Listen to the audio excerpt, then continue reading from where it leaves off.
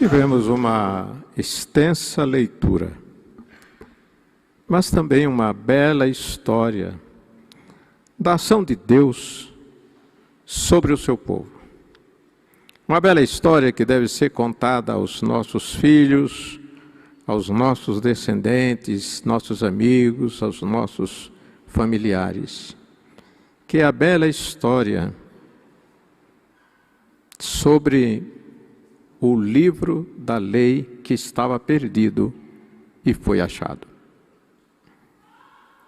O livro de Crônicas, no qual lemos o texto, foi escrito por Esdras e Neemias para encorajar e orientar os judeus que voltavam do cativeiro babilônico. O contexto em relação a esse livro que foi achado é de que ele teria sido encontrado por volta do ano 600 a.C. e foi levado a Josias, que era o rei. Foi levado e o sumo sacerdote Ilquias, naquela oportunidade, um pouco antes, ele entrou no templo, que estava em reforma, com obras sendo realizadas. E no meio das obras, ele foi contar o dinheiro que o povo havia doado para o trabalho de reforma do templo. E no meio do seu trabalho, diz que ele achou o livro da lei, que estava perdido. E isso foi tão interessante para o sumo sacerdote, que ele gritou: achei o livro da lei na casa de Yahvé. Em outras palavras, ele achou o livro da lei dentro do templo. É como se nós se achássemos perdido, porque há algum tempo esse livro não era lido, não era buscado, não era meditado. E então, achar esse livro no meio da reforma foi algo espetacular, interessante para ele. Mas Josias, que era o rei, ele ficou impactado. E num gesto de arrependimento, de clamor, num gesto de boa vontade em relação ao que Deus pode fazer pelo seu povo, aí diz o texto que ele rasgou as suas vestes, arrependido, e determinou que todo o povo tomasse conhecimento daquela leitura. Não apenas ele deveria ter em mente o conteúdo daquele texto extraordinário, mas, após a leitura, o rei constatou com aqueles que estavam ao seu redor que algumas coisas eram importantes para serem trabalhadas com o povo. Ele encontrou problemas, constatou nessa leitura esquecimento dos ensinamentos de Moisés. À medida que o povo não lia mais, o livro estava perdido, os ensinamentos de Moisés não estavam sendo seguidos. Consequentemente, o povo vivia em idolatria, na prática de maus usos e costumes, desobediência e, ao mesmo tempo, necessidade de arrependimento. Na reforma religiosa do século XVI, a Bíblia foi o nosso livro da lei encontrado. E esse livro da lei encontrado no século XVI pelos reformadores, ele era mais do que os ensinamentos de Moisés, que é a Bíblia, como a conhecemos, quase na sua totalidade.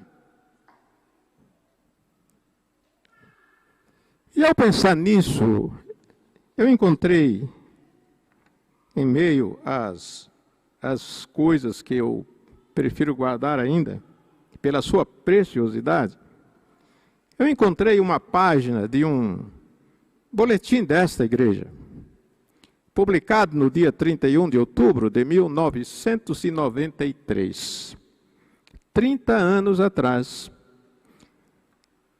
É a capa do boletim do dia 31 de outubro, que fala sobre os milagres da Reforma Protestante. E esse texto foi escrito pelo reverendo Ricardo Irving, que foi pastor nessa igreja. Chamou a minha atenção nessa leitura, no passado, e que eu recordei agora para o presente, o que ele disse a respeito das Escrituras Sagradas. O reverendo Ricardo, ele escreveu assim, que a Reforma ressuscitou uma igreja praticamente morta, contestou idolatrias escravizadoras, plantou na mente humana a semente da liberdade responsável a Deus e operou autênticas transformações milagrosas na vida como um todo, do século XVI até os nossos dias.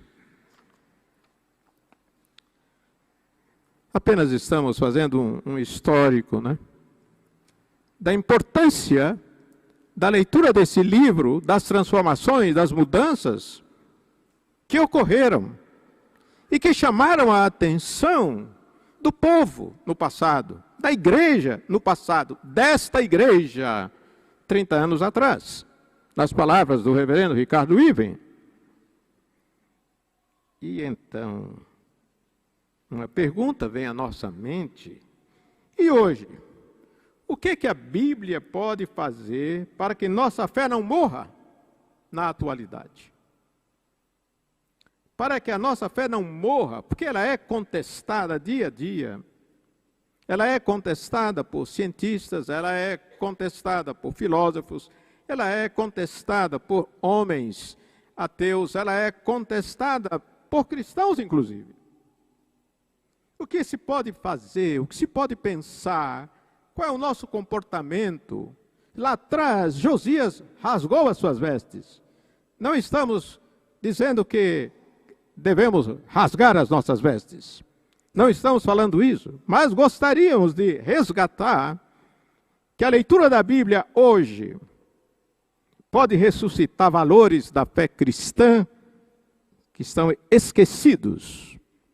E se não totalmente esquecidos, mas que estão vulgarizados, desprezados, abandonados em nossa experiência de fé como cristãos. Há valores sagrados que estão esquecidos ou mal vivenciados, como a prática do amor. Amor que tem se tornado leviano. E como se fala de amor? Nós não vivemos numa sociedade que não fala de amor. Pelo contrário, fala muito de amor.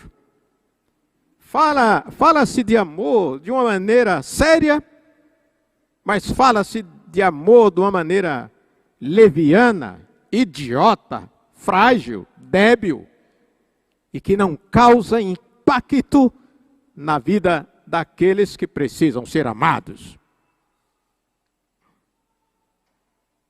A leitura da Bíblia pode ressuscitar, então, a fé para a obediência?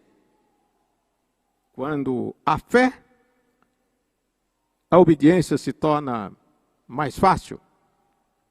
Quando a fé, é mais fácil aguentar 2, 3 horas sentado no banco para ouvir algum discurso, alguma coisa de alguma igreja. Quando a fé é eficaz, a obediência a determinados usos e costumes, determinados rituais da nossa religiosidade, que caracterizem a nossa espiritualidade, também são mais fáceis, se tornam mais fáceis. Quando a fé, é mais fácil doar dízimos, ofertas. Quando a fé, é mais fácil perdoar e ser perdoado. Quando a fé, é mais fácil renovar esperanças. Quando a fé, A leitura da Bíblia pode levar-nos à justiça em nossas ações, pode levar-nos ao exercício da liberdade por uma vida digna. Foi assim no tempo de Josias, o rei. Foi assim no tempo da reforma religiosa do século XVI, quando a Bíblia perdia lugar para a tradição da igreja num tempo de crises, a igreja em crises. A igreja em crise, sendo questionada de todo jeito, de toda forma, questionada na sua moralidade, questionada em seus dogmas, questionada em suas experiências pela salvação, questionada. E os reformadores, que não precisaram rasgar as vestes como Josias, eles entenderam que era necessário recuperar a leitura da Bíblia para que a negligência moral e espiritual dos líderes religiosos da época fosse levada em consideração. De igual modo, Lutero considerou importante a leitura da Bíblia com o povo numa época de grandes descobertas, no começo da Idade Moderna, com grandes descobertas, invenções, avanços tecnológicos, a descoberta de um novo mundo, era a realização da história e a discussão de valores importantes para a sobrevivência do ser humano nesta nova era, neste novo tempo de desafios. Aí voltamos à pergunta: como tem sido a leitura da Bíblia hoje na sua casa? Está esquecida? O livro da lei está perdido em meio aos seus afazeres? O livro da lei estaria perdido em meio às suas preocupações? O livro da lei estaria perdido em meio à sua religiosidade? O livro da lei estaria perdido mesmo quando você está no santuário, mas não sabe dominar o texto, ler o texto, refletir sobre o texto e entender o texto? Mesmo no santuário. Não podemos dizer que a Bíblia estaria totalmente esquecida.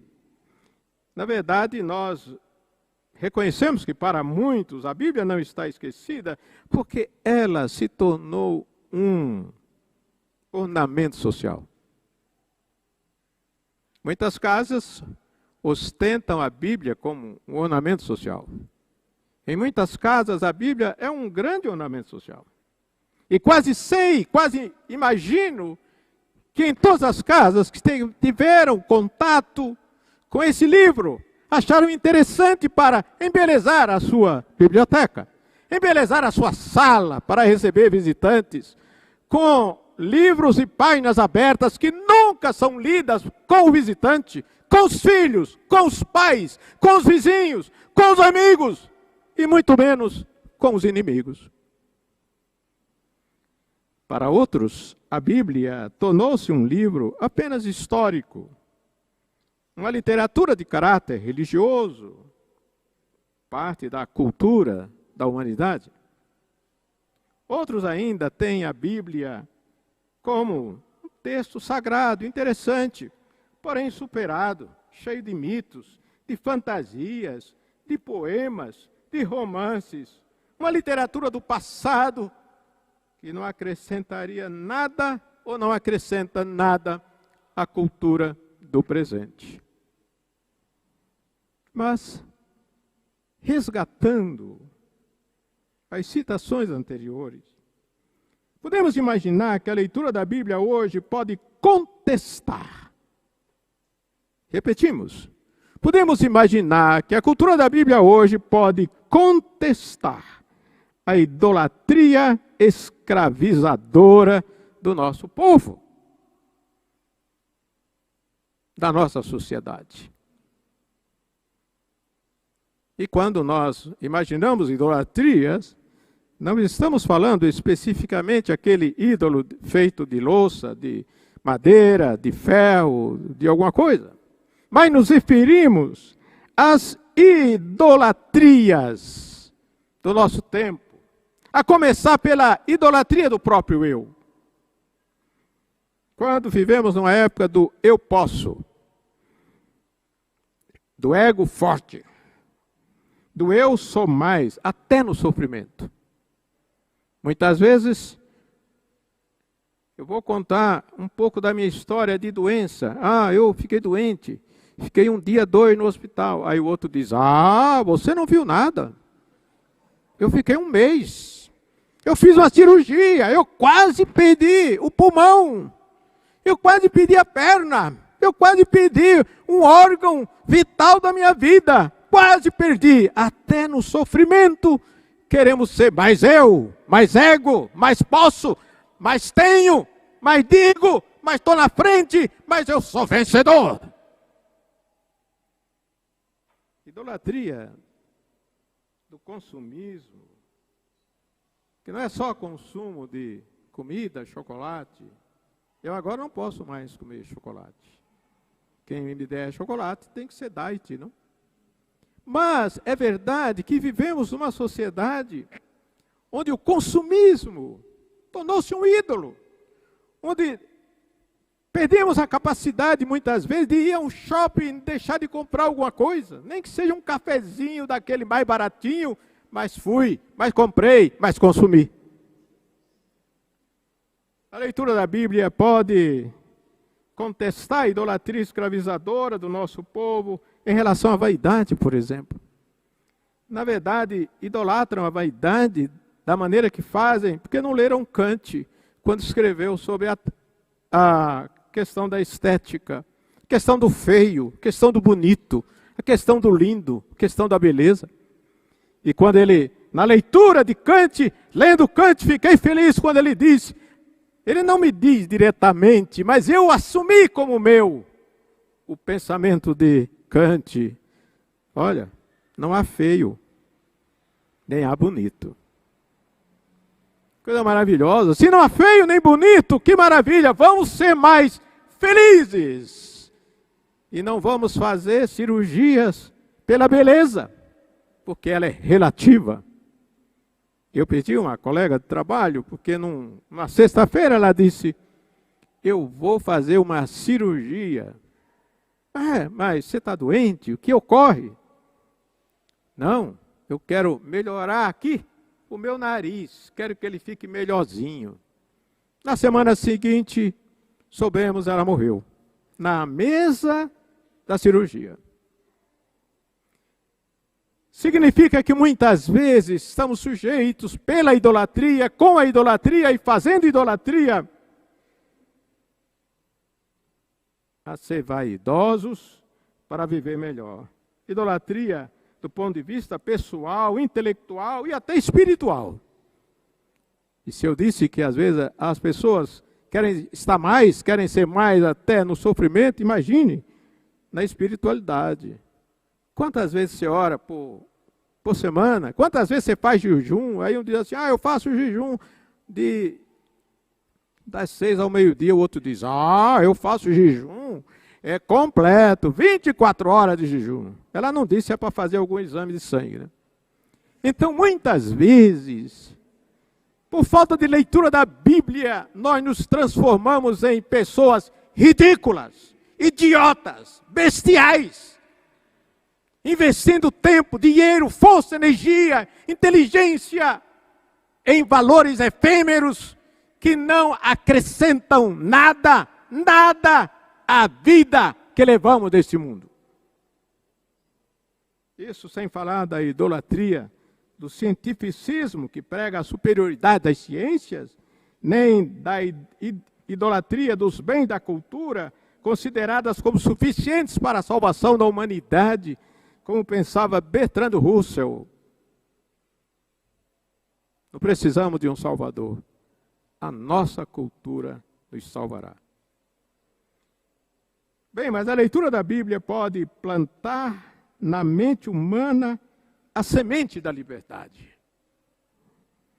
É na Bíblia que aprendemos com Jesus, conhecereis a verdade e a verdade vos libertará. Essa verdade de Jesus nos ensina que a liberdade deve ser praticada, por um lado, a nosso favor.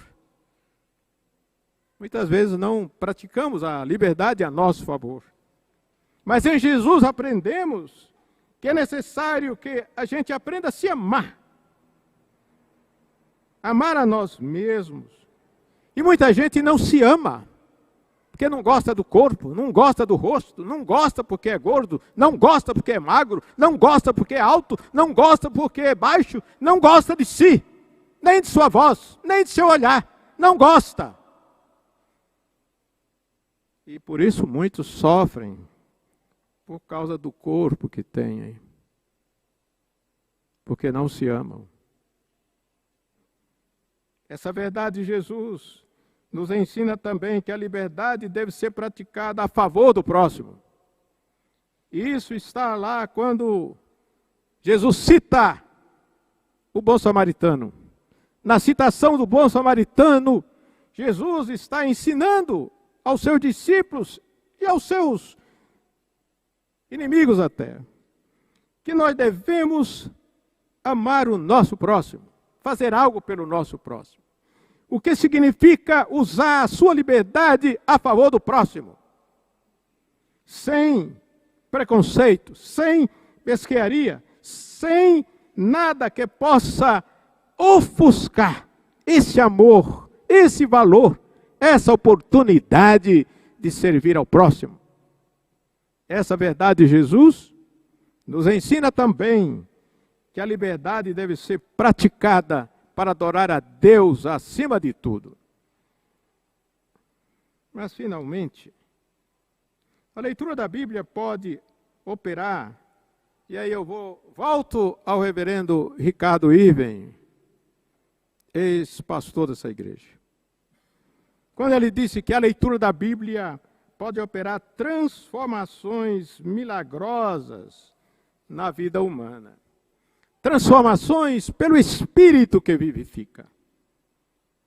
Nossa vida pessoal, porque sem o Espírito nós não vamos conseguir transformação em nossa vida.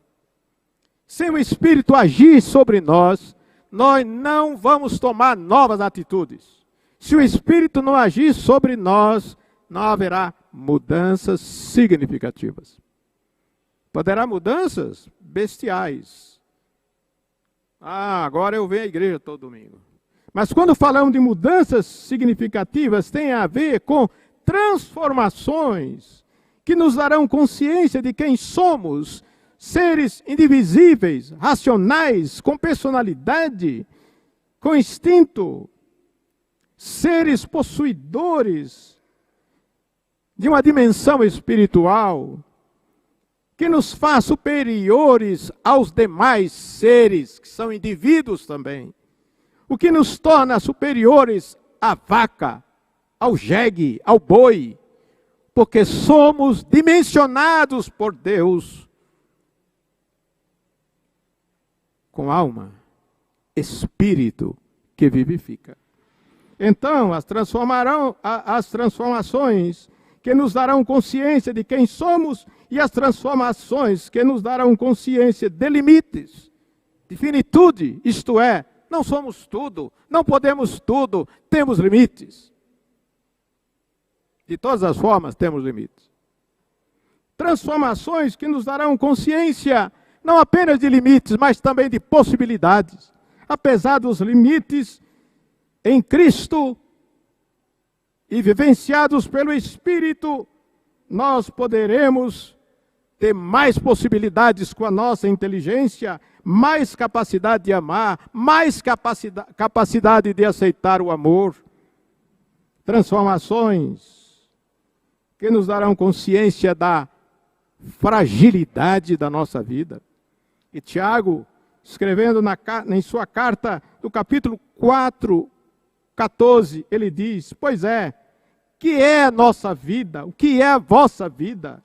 Sois como a neblina que logo desaparecerá. Essa é a nossa vida. Mas muitos não agem como se fosse diferente. E agora, pela leitura da Bíblia, podemos aprender que somos frágeis e que só temos forças, vigor, energia, se formos transformados pelo Espírito Santo de Deus. Transformações que nos levará a mudanças na vida familiar. Na Bíblia aprendemos que Jesus quer essa mudança. Na Bíblia aprendemos que Ele bate a nossa porta para entrar e cear. Na Bíblia aprendemos que se Ele entrar, como está lá em Apocalipse 3, verso 20, haverá renovação de pactos conjugais. Foi assim. E é assim. Na vida de todos nós. Quando Jesus entrou na casa de Zaqueu, os valores foram transformados. Os valores de Zaqueu.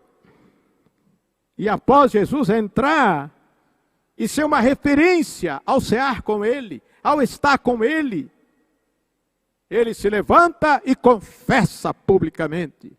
Se eu defraudei, se eu enganei, se eu fui um idiota, fui um bestial, se eu fui um idólatra de alguma forma, eu vou restituir 4 vezes mais. Deixe Jesus entrar na sua casa, na sua porta, pela sua porta. Deixe Jesus entrar pela porta dos seus projetos. Deixe Jesus entrar em sua mente. Abra a porta, abra a mente, abra o coração, abra a vida. E depois dessa entrada de Jesus, você será 4 vezes mais a expressão do amor para sua esposa, para seus filhos, para seu marido, para seus familiares, para seus vizinhos. 4 vezes mais você será em paciência. 4 vezes mais você será em benignidade. 4 vezes mais você será solidário. 4 vezes mais você será motivo de bênção e perdão para alguém na sua caminhada. 4 vezes mais você perdoará e será perdoado. Amém?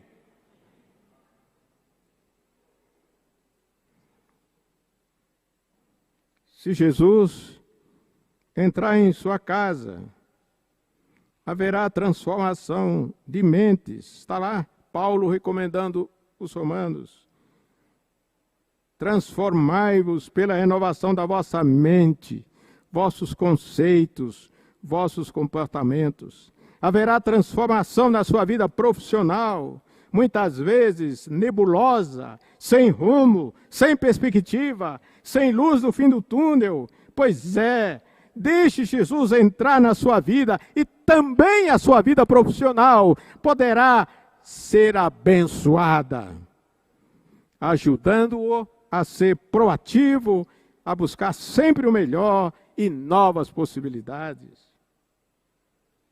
Haverá transformação na vida de quem lê a Bíblia como membro de uma igreja, sem preconceitos, com visão ecumênica, de maneira holística.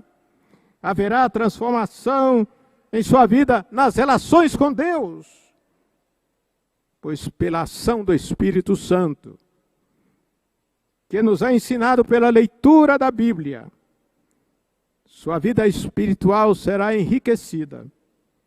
E pelo mistério da fé, você poderá ser ressignificado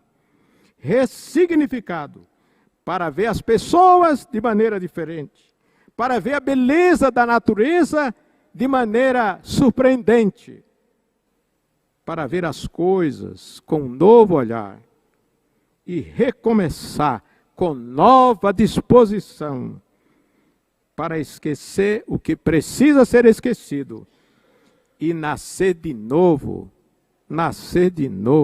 se necessário. Que assim Deus nos ajude na leitura da Bíblia em nosso tempo. Amém.